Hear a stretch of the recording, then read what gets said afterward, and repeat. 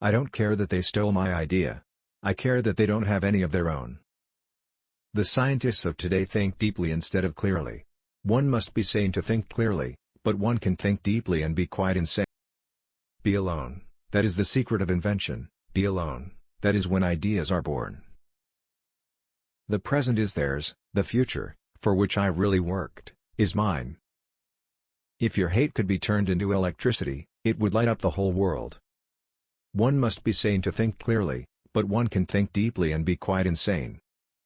Our virtues and our failings are inseparable, like force and matter. When they separate, man is no more. Let the future tell the truth, and evaluate each one according to his work and accomplishments. The present is theirs, the future, for which I have really worked, is mine. All that was great in the past was ridiculed, condemned, combated, suppressed, only to emerge all the more powerfully, all the more triumphantly from the struggle. Life is and will ever remain an equation incapable of solution, but it contains certain known factors. We crave for new sensations but soon become indifferent to them. The wonders of yesterday are today common occurrences.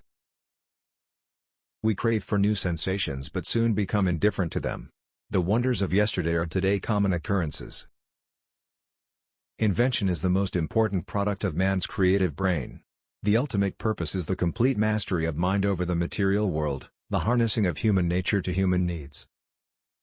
Today's scientists have substituted mathematics for experiments, and they wander off through equation after equation, and eventually build a structure which has no relation to reality.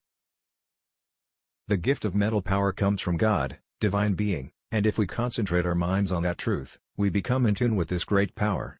My mother had taught me to seek all truth in the Bible. I am credited with being one of the hardest workers, and perhaps I am, if thought is the equivalent of labor, for I have devoted to it almost all of my waking hours. But if work is interpreted to be a definite performance in a specified time according to a rigid rule, then I may be the worst of idlers.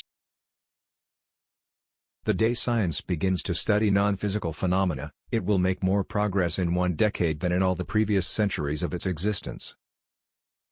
Most persons are so absorbed in the contemplation of the outside world that they are wholly oblivious to what is passing on within themselves. Most certainly, some planets are not inhabited, but others are, and among these there must exist life under all conditions and phases of development. I am credited with being one of the hardest workers, and perhaps I am, if thought is the equivalent of labor, for I have devoted to it almost all of my waking hours.